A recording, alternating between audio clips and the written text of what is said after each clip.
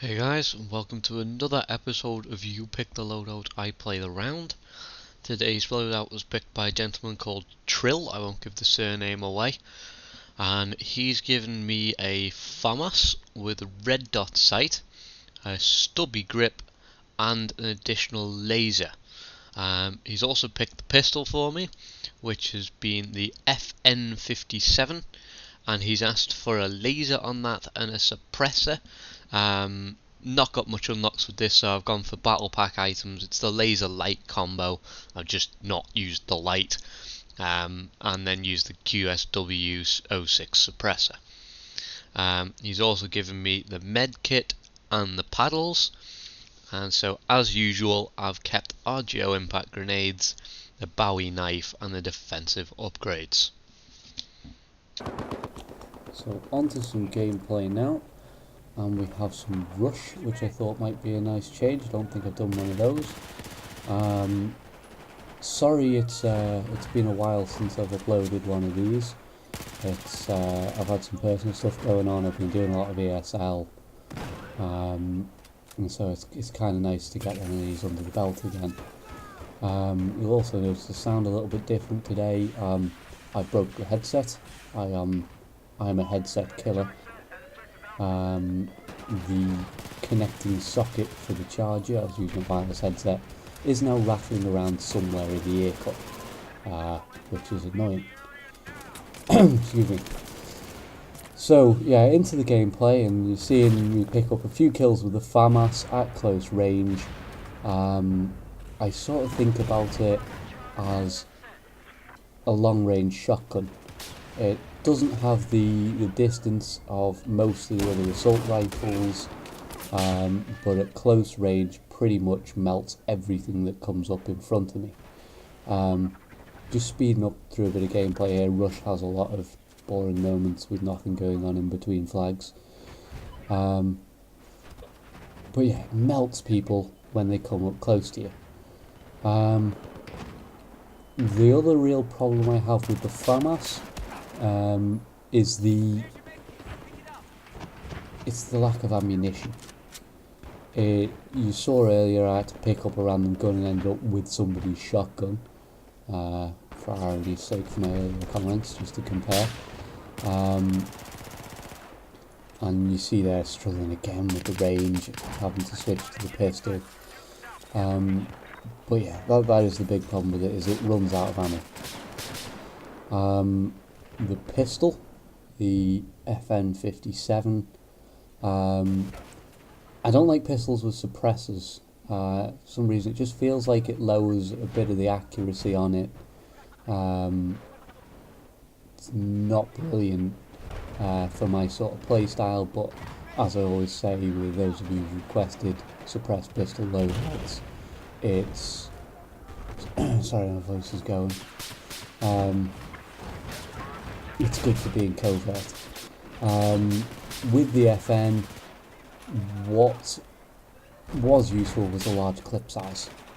A lot of times I'll find I'm out of ammo in the primary and I have to switch to the pistol, and sometimes there can be more than one enemy, and you just keep that suppressive fire until you can put yourself in cover, get some friends to support you.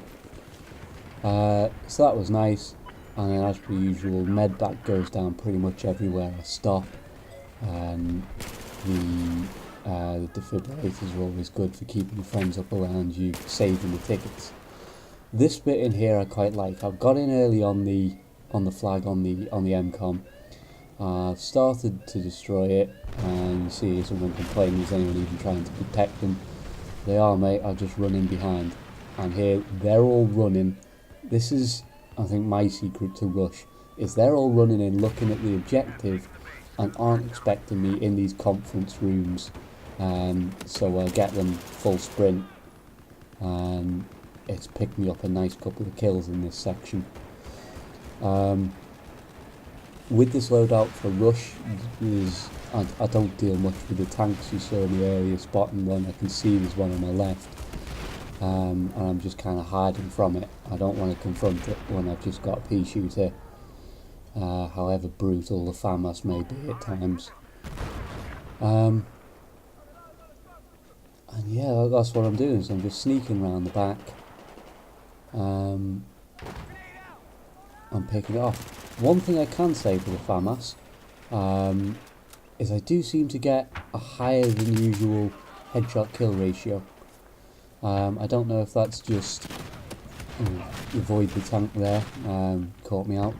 Yeah, I don't know if it's just the way it recoils is quite well suited to my natural recoil control, or whether it is actually quite good when you're aiming down the sights in continued fire. And that'd be the other thing as well. Done it for the ACWR, do it for this, bar what's been suggested for the loadout today, is with this sort of gun, when I'm firing 1 or 2 rounds, say with an Ace-23 or an Ace-52 or something like that, angle grip tends to work well, because you get the first shot on target, and then you only need 2 or 3 more bullets, particularly with the Scar H, to do serious damage to your enemy. You did not just see me, I repeat to you, did not just see me get run over. I will have my revenge on that later, I promise. So yeah, what I'd recommend is you go with something like the potato or stubby grip. You see there, I've just emptied 10 rounds into him, and that's at fairly close range, but the point is still valid, in that your continuous aimed fire is exaggerated. And so yeah, maybe a recoil beneficially just to have that potato on it. A bit of tank in there, finishing up the Famas after. That tank is well positioned, very well positioned. He's well protected by the buildings. He's got lots of people running in trying to kill him. You see me picking up a couple of guys there that have just tried in vain, and is protecting that objective with his life. Yeah, I'm just starting to struggle for a couple of things to say now. Give me a minute, cup of tea. It's first thing in the morning, I'm not quite functioning yet. There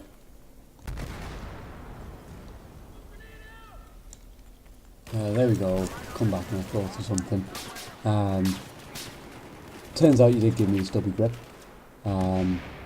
which was, it validates my point from earlier about the continual fire. Here comes revenge for being, I did not get road killed earlier, that didn't happen. And a couple more points with the Famas. It's the reload time that gets me.